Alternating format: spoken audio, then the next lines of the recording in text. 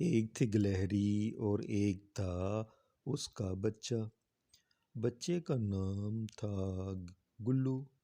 گلو تھا تو بڑا شرارتی، مگر وہ ایسی شرارتیں نہیں کرتا تھا کہ جن سے کسی کو نقصان پہنچے، اور اگر کبھی کوئی ایسی شرارت کر بیٹھتا تو معافی ضرور مانگ لیتا۔ گاؤں سے شہر جانے والے بہت سے لوگ اس درخت کے نیچے آ کر رکتے، نہر کا ٹھنڈا پانی پیتے اور آگے چلے جاتے۔ گلو ان سب کو دیکھا کرتا، اور اگر کوئی مسافر اس درخت کی چھاؤں میں لیٹ کر سو جاتا تو گلو اس کے سامان کی تلاشی لیتا اور کھانے کی چیزیں نکال کر چپکے چپکے سے کھا جاتا۔ اگر پوری چیزیں نہ کھا سکتا تو چکھتا ضرور تھا۔ گلو کا گھر شیشم کے درخت پر بنا ہوا تھا اور اس کے ساتھ ایک نہر بھی بہتی تھی۔ وہ اکثر سوچتا کہ یہ انسان اتنی اچھی اچھی اور مزے کی چیزیں کہاں سے لے کر آتے ہیں۔ مجھے تو جنگل میں ایک بھی درخت ایسا نہیں ملا جس پر گلاب جامن، رس گلے یا چاکلیٹ لٹک رہی ہو، مگر اسے کیا معلوم کہ یہ نعمت تو اللہ میاں نے صرف انسانوں ہی کو دی ہے کہ وہ گھر پر مزے مزے کی چیزیں بنا کر کھا سکیں۔ نہر کے پل سے گزرنے والے چند لوگ تو ایسے تھے کہ گلو ہر روز ان کو دیکھا کرتا۔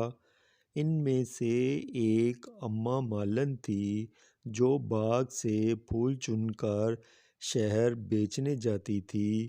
پھولوں کی بھینی بھینی خوشبو گلو کو بہت پسند تھی۔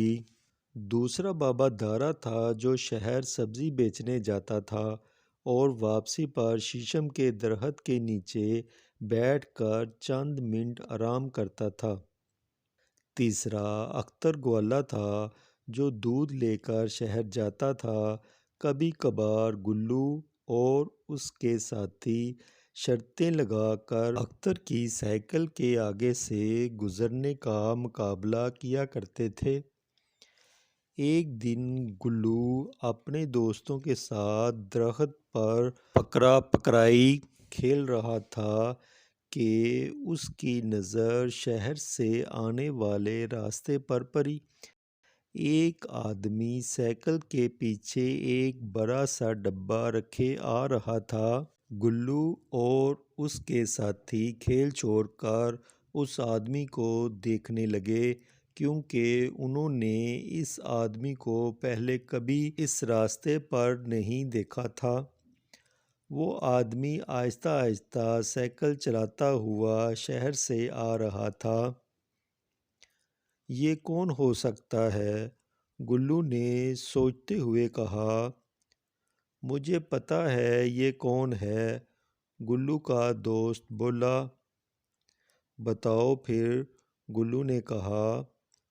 یہ پھیری والا ہے اور شہر سے چیزیں بیچنے گاؤں آتا ہے، دوست نے گلو کو بتایا۔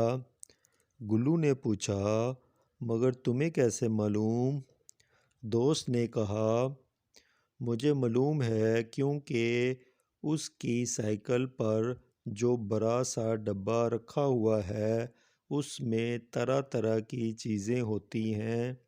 کل اس کے ڈبے سے ایک مونگ پھلی گری تھی جو میں نے چکھی تھی، بڑی مزیدار تھی۔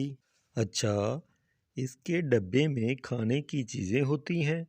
آج پھر تلاشی لیں گے اس کی، گلو نے خوش ہو کر کہا۔ سخت گرمی کا موسم تھا۔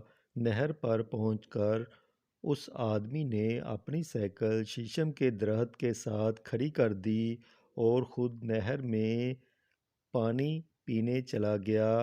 گلو تو پہلے ہی موقع کی تلاش میں تھا۔ وہ فوراً ایک شاخ سے دوسری شاخ پر ہوتا ہوا نیچے کو دوڑا۔ اس کے دوست ذرا ڈرپوک تھے، وہ اوپر ہی بیٹھے رہے۔ اچانک گلو کا پاؤں پھسلا اور وہ درم سے نیچے گرا، مگر زمین پر گرنے کی بجائے وہ سائیکل والے ڈبے میں جا گرا۔ وہ تو خوش تھا کہ مفت میں مونگ پھلیاں، اخروٹ اور دوسری چیزیں کھانے کو ملیں گی، مگر یہ کیا تھا؟ دکاندار تو آج شہر سے صرف سرخ مرچیں لے کر آیا تھا۔ اچھو! گلو نے ایک زور کی چھینک لی اور ڈبے سے باہر جا پڑا۔ اچھو! اچھو! اچھو! اور پھر تو گلو چھینکتا ہی چلا گیا۔ گلو کی سمجھ میں نہیں آ رہا تھا یہ کیا ہو رہا ہے۔ وہ تو بس منہ کھول کر چھینکتا اور 2 فٹ پیچھے جا گرتا۔ اس کا یہ حال دیکھ کر اس کے دوست جو درخت پر بیٹھے تھے زور زور سے ہنسنے لگے، اور اتنا ہنسے کہ بے قابو ہو کر سب درخت سے گرے اور مرچوں والے ڈبے میں جا پڑے۔ گلو کی طرح اب تو سڑک پر ہر طرف اچھو اچھو ہو رہی تھی۔ 7 گلہریاں سڑک پر چھینکتی پھر رہی تھیں۔ پھیری والا جب پانی پی کر واپس آیا تو اتنی ساری گلہریوں کو چھینکتے دیکھ کر ہنسنے لگا۔ اسے گلہریوں کا یہ تماشا بہت دلچسپ لگ رہا تھا۔ ہنس ہنس کر اس کے پیٹ میں درد ہونے لگا۔ ہنستے ہنستے اچانک دکاندار کا پاؤں پھسلا اور وہ بھی مرچوں والے ڈبے سے جا ٹکرایا۔ اس کی ناک میں بھی مرچیں گھس گئیں۔